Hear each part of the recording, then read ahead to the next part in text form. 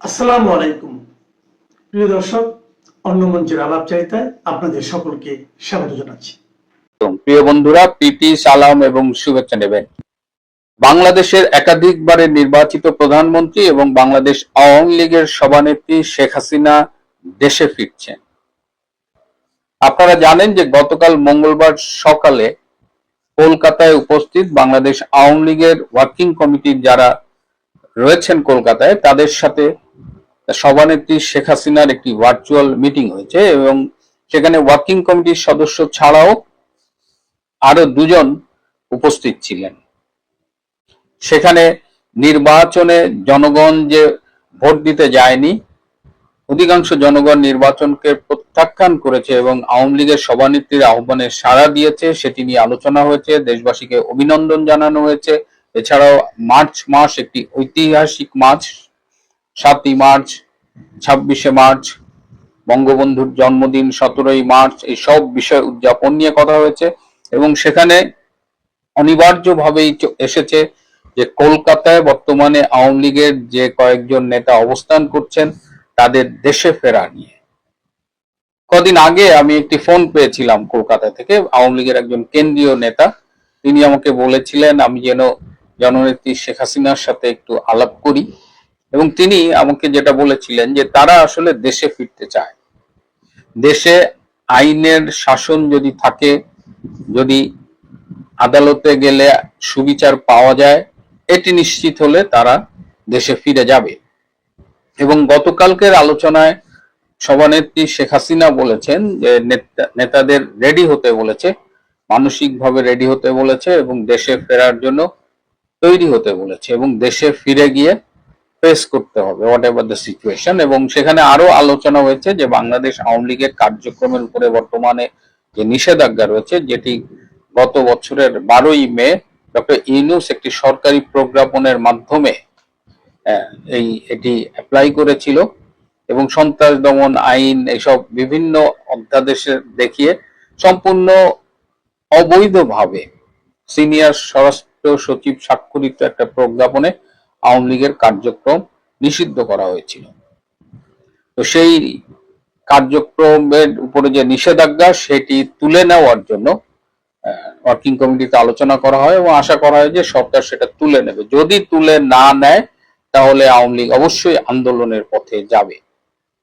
তো এখন ইম্পর্টেন্ট বিষয় হলো যে আওয়ামী লীগের নেতারা তাদের মতো করে ফিরবে এবং নেতারাও অনেকদিন ধরে এটা ভাবছে যে এই 12ই ফেব্রুয়ারির পরে বিশেষ করে যে এখন তাদের ফিরে যেতে হবে। জেল বা গ্রেপ্তার এগুলো রাজনীতির খুব স্বাভাবিক অনুষঙ্গ এবং তারা রেডি টু ফেস। বাট বর্তমানে বা অ্যাটলিস্ট ইউনূসের আমলে যেভাবে আদালতগুলো ফাংশন করেছে, আসিফ নজরুল যেভাবে আদালতকে একেবারে মবের একটা স্বর্গরাজ্য বানিয়েছিল, সেই অবস্থায় তো আসলে স্বেচ্ছায় ফেরা যায় না। কিন্তু এখন আশা করা যায় যে পরিস্থিতির উন্নতি হবে এবং দেশে অ্যাটলিস্ট মিনিমাম একটা স্ট্যান্ডার্ড মেনটেন করে আইনের শাসন প্রতিষ্ঠিত হবে। কিন্তু আমাদের স্বরাষ্ট্রমন্ত্রী বর্তমানে যিনি, তিনিও বলেছেন যে দেশে এখন আর মবের শাসন চলবে না। এই কথা যখন তিনি বলছেন ঠিক তখনই আমরা গতকাল দেখলাম বরিশালের আদালতে আইনজীবীরা বিচারকের উপস্থিতিতে মব করছে। আইনজীবী যারা আইন বাস্তবায়ন, আইনের শাসন কায়েমের একটা অংশ, গুরুত্বপূর্ণ অংশ, তারা কেন্দ্রীয় নেতৃবৃন্দ, কেন্দ্রীয় একজন মন্ত্রীর স্টেটমেন্টকে উপেক্ষা করে তারা মব করছে। তো এই অবস্থায় তো বাংলাদেশে এখনো আইনের শাসন ওভাবে এস্টাবলিশড হয়নি। তারপরেও আওয়ামী লীগ নেতৃবৃন্দ কিন্তু রেডি হচ্ছে, তারা হয়তো সবাই একসাথে না হলেও আস্তে আস্তে তারা বাংলাদেশে ফিরবে। এই যখন অবস্থা, তখন আরো একটি আলোচনা আসছে যে শেখ হাসিনা নিজে কি দেশে ফিরছেন। ওই মিটিং অনেকেই বলেছিলেন যে নেত্রী আপনাকে নিয়ে আমরা দেশে ফিরবো। নেত্রী বলেছেন যে তোমরা তোমাদের মতো করে ফেরো, আমি আমার মতো করে ফিরব। একটি সূত্র আমাকে নিশ্চিত করেছে যে শেখ হাসিনা ভারতীয় কর্তৃপক্ষকে জানিয়েছেন যে তিনি অবিলম্বে বাংলাদেশে ফিরে যেতে চান। তিনি এটাও বলেছেন যে বাংলাদেশে ফিরে গিয়ে তিনি আইন যে বিচারিক প্রক্রিয়া সেটা ফেস করতে চান। তিনি বলেছেন তিনি ফাঁসিকে ভয় পান না, তিনি জেলে যেতে ভয় পান না, কিন্তু তিনি বাংলাদেশে ফিরে যেতে চান। একটা টেকনিক্যাল সমস্যা হলো যে তার পাসপোর্ট বাতিল করা হয়েছে। সুতরাং শেখ হাসিনার এই মুহূর্তে কোনো পাসপোর্ট নেই। তারপরেও তিনি ভারতীয় কর্তৃপক্ষকে জানিয়ে দিয়েছেন তিনি ফিরতে চান, তার অভিপ্রায়ের কথা। এখন বাংলাদেশে তার ফেরার মতো পরিস্থিতি তৈরি হলে আমরা আশা করি তিনি ফিরবে, এবং নিশ্চিত মৃত্যুর মুখে। আপনারা জানেন, এটা এখন সবাই জানে যে ভারতের মধ্যস্থতায় তাকে কিন্তু বাংলাদেশ থেকে নিয়ে যাওয়া হয়েছিল। না হলে সেদিন ওয়াকার এবং ইউনূস বন্ড যেভাবে প্ল্যান করেছিল, তাতে গণভবনেই তাকে নিষ্ঠুরভাবে হত্যা করা হতো। সেখান থেকে ভারত যেহেতু তাকে উদ্ধার করে নিয়ে গিয়েছে, তো ভারত নিশ্চয়ই তাকে কোনো একটা বিপদের মুখে ঠেলে দেবে না। কিন্তু আপনারা যারা শেখ হাসিনাকে চেনেন, আপনারা জানেন যে শেখ হাসিনা এর আগেও 2007 সালে একটা এরকম পরিস্থিতি হয়েছিল, তার দেশে ফেরার উপরে নিষেধাজ্ঞা জারি করেছিল সেই সময়ের 111 সরকার। কিন্তু তিনি তখন সব নিষেধাজ্ঞাকে উপেক্ষা করে সরকারকে বাধ্য করেছিলেন বেসিক্যালি সেই নিষেধাজ্ঞা প্রত্যাহার করতে, এবং তিনি দেশে ফিরে এসেছিলেন মে মাসে, এবং জুলাই মাসের 16 তারিখে তিনি গ্রেপ্তার হয়েছিলেন 2007 সালে। সুতরাং শেখ হাসিনা এবারও দেশে ফেরার জন্য উদ্গ্রীব হয়ে আছে, এবং আমরা আশা করি যে কিছু প্রয়োজনীয় মেকানিজম শেষ হলে তিনি অবশ্যই দেশে ফিরবেন। এদিকে শেখ হাসিনার দেশে ফেরার আলোচনা উঠতেই ঘুম হারাম হয়ে গেছে জামাত, এনসিপি এবং তাদের পক্ষে সামাজিক যোগাযোগ মাধ্যমে যারা দালালি করেন বা ইউটিউবিং করেন। আপনারা দেখবেন যে এখন সব শিয়ালের এক রায়ের মতো সেই আসিফ মাহমুদ বলেন, সার্জিস বলেন, হাসনাত বলেন বা তাদের সমর্থনে যেসব ইউটিউবার আছেন, সবাই একটা আওয়াজ তুলেছে যে বিএনপির উচিত হবে না আওয়ামী লীগের কার্যক্রমের উপরে যে নিষেধাজ্ঞা সেটি তুলে নেওয়া। বিএনপির উচিত হবে না আওয়ামী লীগের নেতৃবৃন্দকে দেশে ফিরে আসার সুযোগ দেওয়া, এবং তারা একটা ভুল ন্যারেটিভ প্রচার করছে যে এর আগে 1981 সালে জিয়াউর রহমান শেখ হাসিনাকে দেশে ফিরতে দিয়ে ভুল করেছিলেন, এবং তার পরিণতিতে অল্প কয়েকদিনের মধ্যে জিয়া নিহত হয়েছিলেন, জিয়া খুন হয়েছিলেন। কিন্তু যারা এই ন্যারেটিভটি প্রচার করছেন তারা ইতিহাসের সত্যকে লুকোনোর চেষ্টা করছেন। শেখ হাসিনা 1981 সালের 17ই মে যে বাংলাদেশে ফিরে এসেছিলেন সেটি কারো দয়ায় নয়, কারো অনুগ্রহে নয়। 1981 সালের ফেব্রুয়ারিতে আওয়ামী লীগের সম্মেলনের অনুপস্থিতিতে শেখ হাসিনাকে সভাপতি নির্বাচিত করা হয়েছিল, এবং তখন তিনি সিদ্ধান্ত নেন দেশে ফেরার, এবং সবার সাথে আলোচনা করে 17ই মে তিনি বাংলাদেশে ফেরেন। এবং জিয়াউর রহমান সর্বোচ্চ চেষ্টা করেছিলেন যেন শেখ হাসিনা দেশে ফিরতে না পারেন। এমনকি শেখ হাসিনা প্রত্যাবর্তন ঠেকানোর জন্য কমিটিও করা হয়েছিল। একটা কমিটির আহ্বায়ক ছিল সেই সময়ের জাতীয় সংসদের স্পিকার মির্জা গোলাম হাফিজ। তাহলে জিয়াউর রহমান কি করে শেখ হাসিনাকে আসতে দিলেন? এবং জাতিসংঘের যে বিশ্বজনীন মানবাধিকারের ঘোষণাপত্র আছে সেখানেও বলা আছে যে কেউ তার মাতৃভূমিতে যে কোনো মুহূর্তে ফিরে আসতে পারে, এটা একটা সার্বজনীন মৌলিক মানবাধিকার। সুতরাং শেখ হাসিনা 1981 সালে জীবনের ঝুঁকি নিয়ে এসেছিলেন। জিয়াউর রহমান চেষ্টা করেছিলেন তার প্রত্যাবর্তন ঠেকাতে, পারেননি। জিয়াউর রহমানের হত্যাকাণ্ড একটি সম্পূর্ণ আলাদা ঘটনা, এর সাথে শেখ হাসিনার প্রত্যাবর্তনের কোনো সম্পর্ক নাই। এবং আওয়ামী লীগের পক্ষ থেকে বারবার দাবি তোলা হয়েছিল যে জিয়া হত্যার প্রকৃত খুনিদের আইডেন্টিফাই করা হোক, বিচার করা হোক। কিন্তু বিএনপির পক্ষ থেকে খুবই সারপ্রাইজিং একটা ব্যাপার যে তারা জিয়াউর রহমান হত্যার প্রকৃত বিচার করতে কখনো আগ্রহী হয়নি। সুতরাং শেখ হাসিনা ফিরবে, বিএনপির বর্তমান সরকারে রয়েছে, তারা তাদের মতো অবস্থান নেবে, তারা কি করবে না করবে এটা তাদের ব্যাপার। কিন্তু শেখ হাসিনা যদি ফিরতে চায় তিনি ফিরবেন, এবং শেখ হাসিনা ফিরলে বর্তমান বিএনপির বা তারেক রহমানের কোনো সমস্যা হবে না। শেখ হাসিনা ফিরলে সমস্যা হবে ওই জামাত, ওই এনসিপি কিংবা তাদের পক্ষে যারা ইউটিউবিং করেন তাদের সমস্যা হবে। যদি আওয়ামী লীগ না আসে তাহলে জামাত এনসিপি মিলে আন্দোলন করে বিএনপিকে তটস্থ রাখতে পারবে। কিন্তু যদি আওয়ামী লীগ ফিরে আসে তাহলে বাংলাদেশের রাজনীতির মাঠে একটা ভারসাম্য তৈরি হবে, এবং জামাত এনসিপির মতো এইসব ভুইফোড় শক্তিগুলো, আগাছাগুলো তারা রাজনীতিতে কর্নার হয়ে যাবে।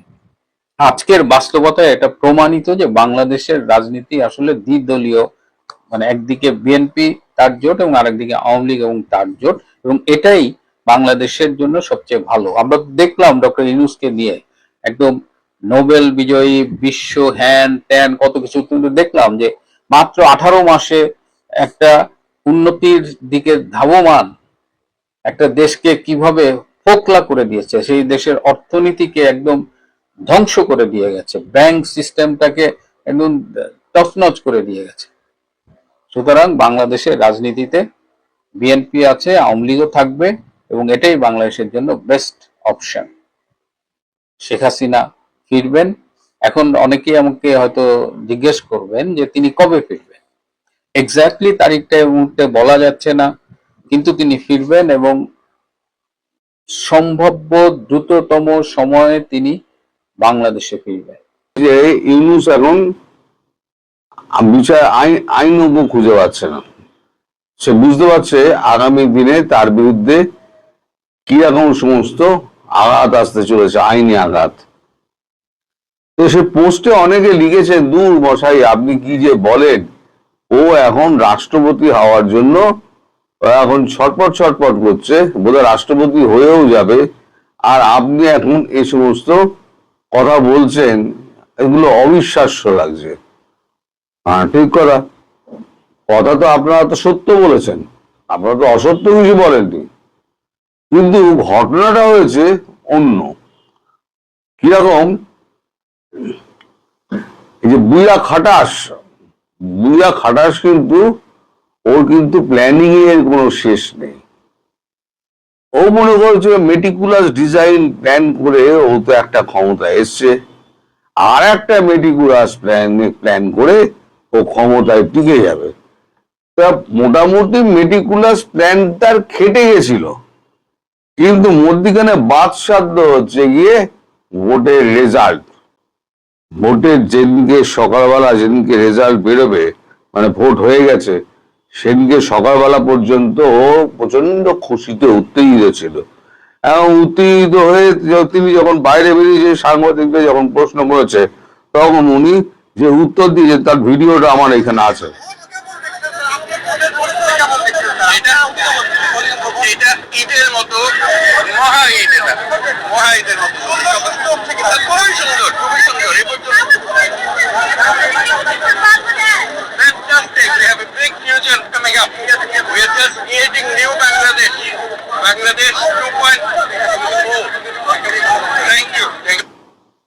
বাংলাদেশ 2.0 তখনও পর্যন্ত নিশ্চিন্তে ছিল যে বাংলাদেশ একেবারে ওনার হাতের মধ্যে চলে এসছে, জামাত ক্ষমতায় আসছে, কিন্তু ভেতরে ভেতরে যে খেলা ঘুরে গেছে সেটা উনি বুঝতে পারেননি।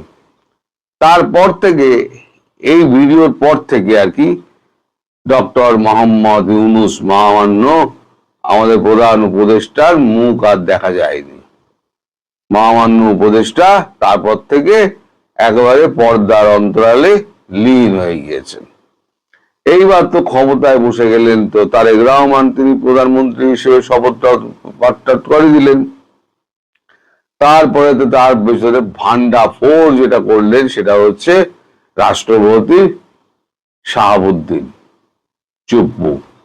এই শাহাবুদ্দিন চুপ্পু সারা বাংলাদেশের সামনে, জনগণের সামনে তার একেবারে জামা কাপড় পুরো খুলে তাকে নগ্ন চেহারা বার করে দিলেন, যে একটা রাষ্ট্রপ্রধানকে তিনি কিভাবে জেলখানার মধ্যে বন্ধ করে রেখে দিয়েছিলেন। কারাগারের রাষ্ট্রপ্রধান, মানে এটা হওয়া উচিত ছিল সেদিনের হেডলাইন, কারাগারের রাষ্ট্রপ্রধান। তো যাই হোক, এ সমস্ত মেটিকুলাস ডিজাইন তো তখন উনি করেছিলেন।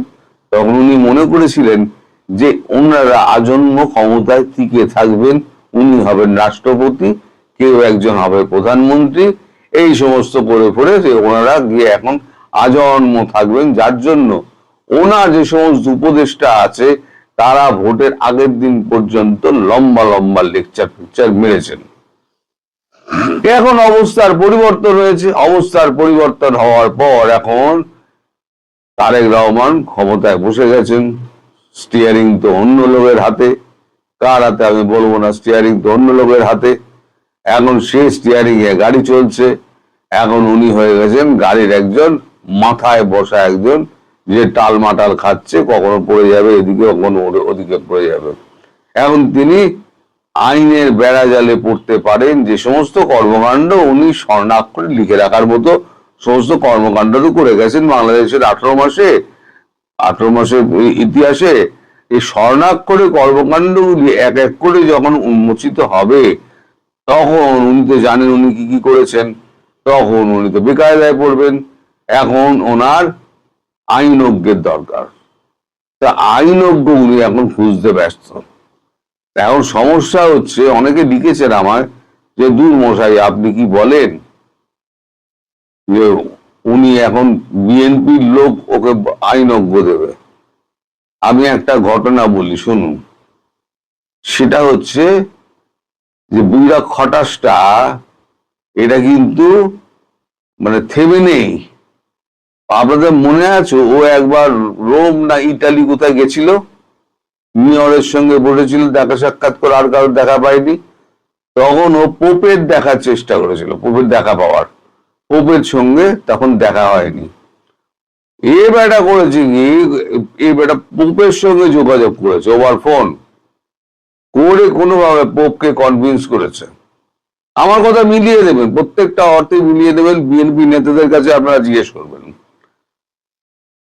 গতকাল বা পরশু দিনকে পোপ ফোন করেছিলেন তারেক রহমানকে, সব কুশল বিনিময় টিনিময় হওয়ার পর তারপরে উনি বলেন, পোপ বলেন যে দেখুন না, আপনাদের সরকারে যদি কোনোভাবে এনাকে করে নেওয়া যায়, অ্যাকোমোডেট করে নেওয়া যায়। তারেক রহমান একেবারে পরিষ্কার মুখের ওপর বলে দিয়েছেন, দেখুন ওনাকে আমাদের এখানে রাষ্ট্রপতি বানানোর কোনো রকম সুযোগ আমাদের দলে নেই। দ্বিতীয় একটা প্রস্তাব তখন পোপ দেন যে তাহলে পরে ওনাকে সেফ এক্সিটের ব্যবস্থা করে দিন। সেটাও তারেক রহমান বলে দিয়েছেন যে সেফ এক্সিট, ওনার যে সেফ এক্সিটের ব্যাপারটা, সেটা কিন্তু আমার একার হাতের মধ্যে নয়। এখানে আন্তর্জাতিক ব্যাপার রয়েছে এবং আমার দলের শীর্ষ নেতাদের সঙ্গে আমি বৈঠক করে এই ব্যাপারে কথা বলে দেখেছি, তাদেরও মতামত কিন্তু এই ব্যাপারে ভিন্ন। সুতরাং এই ব্যাপারেও আমি আপনার কোনো সন্তোষজনক উত্তর দিতে পারছি না।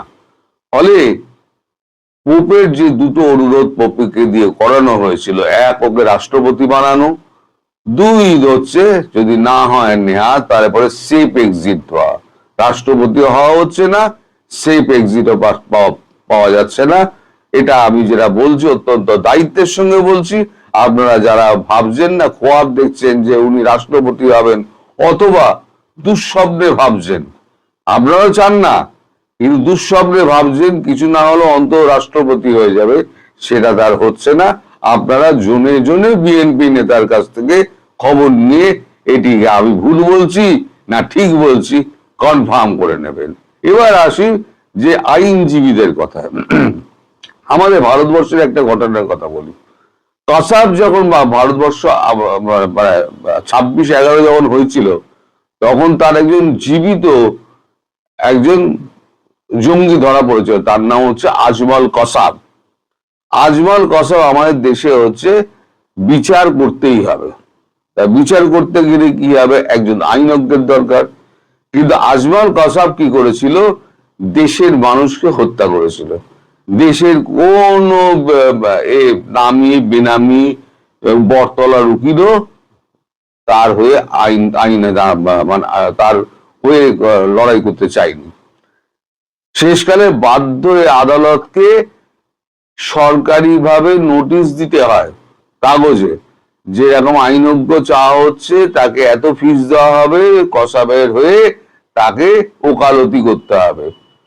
শেষে একজন আইনজীবী পাওয়া গেল যাকে সরকার মানে দিল যে আপনি যদি এই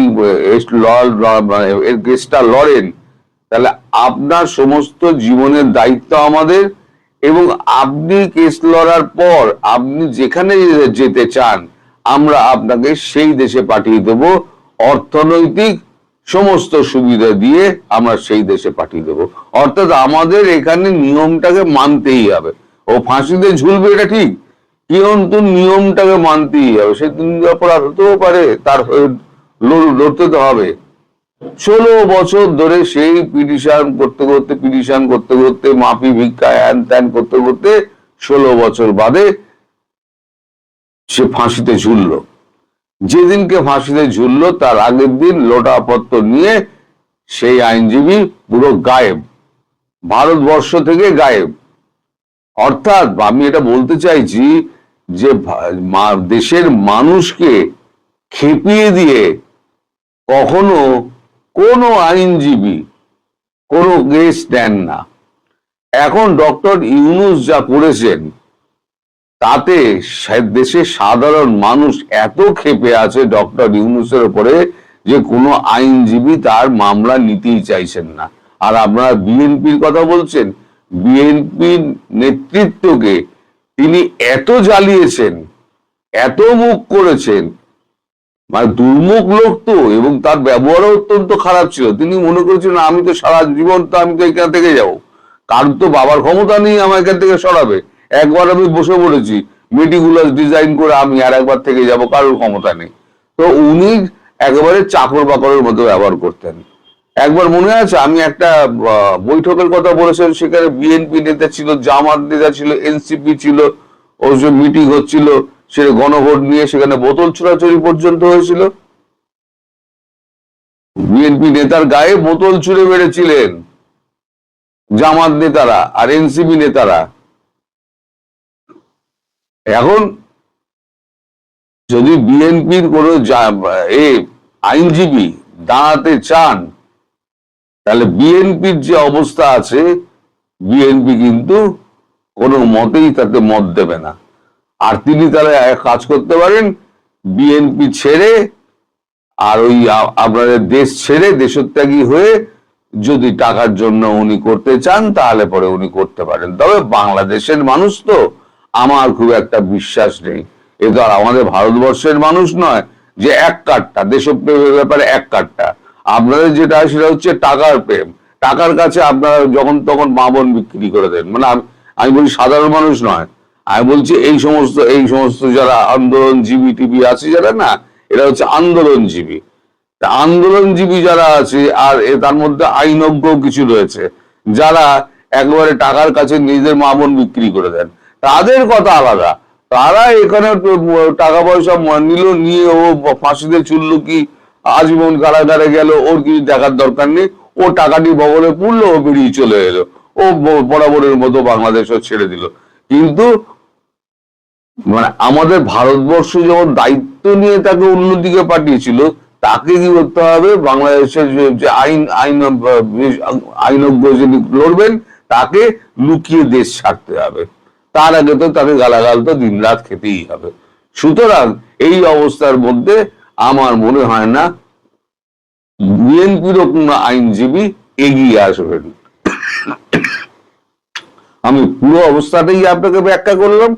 এক হচ্ছে তার রাষ্ট্রপতি হওয়া হচ্ছে না, আপনারা যেটা ভাবছেন তিনি রাষ্ট্রপতি হবেন, চেষ্টা করেছিলেন কিন্তু হবেন না। তিনি সেফ এক্সিট পাবেন না, তাকে আইনের মুখোমুখি হতে হবে, বিচারের সম্মুখীন হতে হবে, তাকে কারাগারে যেতে হবে, এবং শেষ পরিণতি কি হবে তা তো আইনের উপর নির্ভর করছে। এই ব্যাপারে আমি কোনো কথা বলবো না। আসসালামু আলাইকুম দর্শক, ডক্টর ইউনূস সরকারের প্রশাসনকে তারেক রহমান পুরো বুড়ো আঙ্গুল দেখিয়ে দিচ্ছে। আমি এটা এনজয় করছি, কারণ বাংলাদেশে ডক্টর ইউনূস যেভাবে তার প্রশাসন সাজিয়েছিল, অথর্ব অপদার্থ লোকজন এনে এবং সবগুলাকে মব মাস্টার বসিয়ে এবং এনজিওর লোকজন দিয়ে সেই প্রশাসন দূর হচ্ছে বাংলাদেশে। অন্তত জনবান্ধব সত্যিকার ভাইব্রেটের যে প্রশাসন, যত দোষ দেন আপনি যদি 91, 96, 2001, 2008 থেকে 14 পর্যন্ত, এই পর্যন্ত 14 পরে আর বলছি না, এই পর্যন্ত বাংলাদেশে আওয়ামী লীগ বিএনপি যে গভর্নমেন্ট গুলো দেখেন, তারপরও রে ভাই 16 কোটি মানুষের দেশে এরকম একটা দেশ, টিপিক্যাল একটা দেশ চালানো মুশকিল। আমি বিএনপি গভর্নমেন্ট আসলে 3 দিনের মাথায় একটা আলোচনা আপনাদেরকে বলেছিলাম যে মন্ত্রী পরিষদ কি হলো না হলো। মন্ত্রী পরিষদ টক ঝাল মিষ্টি একটা মন্ত্রী পরিষদ হয়েছে। মন্ত্রী পরিষদ কি হলো না হলো তার চেয়ে এখন ইম্পর্টেন্টলি আমরা খুব গুরুত্বের সাথে খেয়াল রাখবো আইজিপি কে হলো, বাংলাদেশ ব্যাংকের গভর্নর কে হলো, সেগুলো কেমন মানুষ হচ্ছে, এবং দুর্নীতি দমন কমিশন এই জায়গাটায় হাত দিতে হবে বিএনপিকে। দুর্নীতি দমন কমিশনে যদি সত্যিকার অর্থেই জি হুজুর বিএনপি মার্কা কোন লোক বিএনপি বসায়, তাহলে আমাদের আফসোসের সীমা থাকবে না। সেখানে বাংলাদেশ মার্কা একটা লোক দরকার। সেখানে আওয়ামী লীগ মার্কা লোক বসিয়েছে, ইউনুস মার্কা লোক বসেছে। আমি বিএনপি সরকারের কাছে প্রত্যাশা করবো সে বাংলাদেশ মার্কা একটা লোক যেন বসায়, এবং সেই লোক যেন চোখ বন্ধ করে তারেক রহমান পর্যন্ত চ্যালেঞ্জ করতে পারে। সেরকম একটা লোক দিয়ে যদি দুর্নীতি সাজায়, এখন লক্ষণ দেখা যাচ্ছে। দেখেন, ইতিমধ্যে বাংলাদেশ ব্যাংকের গভর্নর, খুবই বিতর্কিত আলোচিত হাসান এইচ মনসুর, তার বিদায় ঘন্টা বেজে গেছে। সেখানে নতুন বাংলাদেশ ব্যাংকের গভর্নর আসছেন, আলোচিত একজন ব্যক্তিত্ব অর্থনীতি খাতের মুশতাকুর রহমান, তিনি এসছেন। তাকে অলরেডি পত্রপত্রিকায় নিউজ চলে এসছে। ইন্টারেস্টিং খবরগুলো এসছে পুলিশের দিক থেকে। পুলিশে একদম ঢালাও পুলিশে আপনার পরিবর্তন শুরু হয়েছে, পুলিশ আইজিপি পরিবর্তন হয়েছে। সেই বাহরুল আলম, আমরা দুদিন ধরেই বলছিলাম, সে যখন অতি কথন শুরু করলো তখনই বলছিলাম যে মনে হয় বাহরুল আলমের চেয়ার নড়বড়ে। খবরে বলা হচ্ছে নতুন সরকার গঠনের পর প্রশাসন সর্বস্তরে ব্যাপক পরিবর্তন হলেও মোহাম্মদ আলী হোসেন ফকিরকে আইজিপি হিসেবে নিয়োগের মাধ্যমে পুলিশ বাহিনীতে রদবদল শুরু হয়েছে। দেশের সার্বিক আইন শৃঙ্খলা পরিস্থিতি উন্নয়ন, মব ও সন্ত্রাস বন্ধ এবং পুরো পুলিশ বাহিনীর মধ্যে ভেঙে পড়া মনোবল চেইন অফ কমান্ড ফিরিয়ে আনতে হলে দ্রুত SB, RAB, range DIG, metropolitan commissioner, জেলা এসপি ও থানার ওসিদের মধ্যে পরিবর্তন আনা অত্যন্ত জরুরি। পুলিশ প্রশাসনে আওয়ামী লীগ 15 বছর দলীয়করণ করেছে। এরপর অন্তর্বর্তীকালীন সরকারের সময় জাতীয়করণ করা হয়েছে। সেখান থেকে বের হয়ে আনতে ঢেলে সাজানো হচ্ছে পুলিশ প্রশাসন। জাতীয় নির্বাচন আগে পুলিশের বেশ কয়েকটি ইউনিট প্রধান, অতিরিক্ত আইজি ও ডিবি প্রধান এই একটি ইসলামী রাজনৈতিক দলের পক্ষ থেকে নানা কৌশলে ষড়যন্ত্র লিখেছেন। কে? জাতীয় নির্বাচন আগে পুলিশের বেশ কয়েকটি ইউনিটের প্রধান, অতিরিক্ত আইজি ও ডিবি প্রধান, ইভেন পুলিশ প্রধানের প্রতিও নজর ছিল অনেকের, যে একটি ইসলামী রাজনৈতিক দলের পক্ষে কৌশলে ষড়যন্ত্র লিখেছিল, মানে জামাতের পক্ষে তারা কৌশল নেওয়ার চেষ্টা করেছিল। সেই সব প্রেক্ষাপটে সবশেষ আমরা আরো যে খবর জানতে পাই, সেই খবর হলো ঢাকা মহানগর পুলিশ ডিএমপির কমিশনার সাজ্জাদ আলী, সেই সাজ্জাদ আলীরও সম্ভবত বিদায় ঘন্টা বেজে গেছে। নিজেই সরে গেলেন DMP commissioner Sajjad Ali. Police মহাপরিদর্শক পদে পরিবর্তন আসার পর দিনই সরে যাওয়ার খবর দিলেন ডিএমপি কমিশনার। কি ঘটেছে ঘটনা? নতুন সরকার দায়িত্ব নেওয়ার পর পুলিশ প্রশাসনের রদবদলের মধ্যে দায়িত্ব থেকে ইস্তফা দিলেন ঢাকা পুলিশ কমিশনার শেখ মোহাম্মদ সাজ্জাদ আলী। ব্যক্তিগত পারিবারিক কারণ দেখিয়ে দায়িত্ব থেকে অব্যাহতি চেয়ে পুলিশ সদর দপ্তরে চিঠি পাঠিয়েছেন তিনি। নভেম্বর পর্যন্ত তার মেয়াদ ছিল। জানতে চাইলে সাজ্জাদ আলী VDNews24.com কে বলছে, আগামী নভেম্বর পর্যন্ত আমার চুক্তির মেয়াদ আছে, তবে আমি আজ অব্যাহতি চেয়ে চিঠি দিয়েছি। পুলিশের মহাপরিদর্শক পদে পরিবর্তন আসার পর দিনই সরে যাওয়ার খবর দিলেন ডিএমপি কমিশনার। এই সবের মধ্যে দিয়ে এইটুক নিশ্চিত করে বলা যায় বিএনপির মতন এবং এখন কিছু দলীয়করণ হবে। এটা বাংলাদেশে বাস্তবতা স্বীকার করার কোনো উপায় নেই। আজকে আওয়ামী লীগ যদি ক্ষমতায় আসতো, আওয়ামী লীগ কি এই বিএনপি যাকে আইজিপি খুঁজে নিয়েছে তাকে আইজিপি করতো? সে তার মনে তার কার ব্যাকগ্রাউন্ড হচ্ছে ছাত্রলীগ, কার ব্যাকগ্রাউন্ড হচ্ছে যুবদল বা ছাত্রদল অথবা বিএনপি পরিবার, সেটা দেখতো। বিএনপিও তাই দেখেছে। বিএনপি হচ্ছে ঢাকা বিশ্ববিদ্যালয়ের ছাত্রদল করা একজন মানুষ যিনি পুলিশে ছিলেন, তাকে খুঁজে নিয়েছে তার পুলিশের উপরে দায়িত্ব রাখার জন্য, আস্থা রাখার জন্য। কারণ এখন খুব ক্রিটিক্যাল একটা সময়, সেই সময়টায় বিএনপি যদি সঠিকভাবে গোছাতে না পারে, প্রশাসন গোছাতে না পারে, তাহলে নানান রকম অস্থিরতা তৈরি হবে। এর মধ্যে 3 জন সচিবকে বিএনপি সরিয়ে দিয়েছে। নতুন করে আমলাতন্ত্রকে সাজানোর চেষ্টা চলছে এবং কোনো কিছুতেই পুরো পাকিস্তান প্রেমী এবং ডক্টর ইউনূসের মতন বাংলাদেশ বিরোধী, কট্টর ইন্ডিয়া বিরোধী এই শক্তিগুলোর আওয়াজ খুব একটা শোনা যাচ্ছে না। যদিও একটা স্পর্শকাতর জায়গায় আমার একটু খটকা আছে, সেই খটকার জায়গাটা আমি পরবর্তীতে আপনাদের সামনে আলোচনা করবো। এর বাইরে এখন পর্যন্ত অন্তত এটুক বলা যায় যে ইউনূসের প্রশাসন ছারখার করে দেওয়ার পথে হাঁটছে। যারা পাইতে থাকুক, আমার ভাবের পোলা মাইয়াদের তো বয়স কম, এরা তো একদিন ধরা পড়বেই জালে, নিজেদের জালে নিজেই পড়বে। আমি তাই এই যে ডক্টর ইউনূস, তারপরে এই যে ফ্রড মাজাহার, তারপরে দৃক শহীদুল, আমি দোয়া করি এরা পাইছে থাকুক।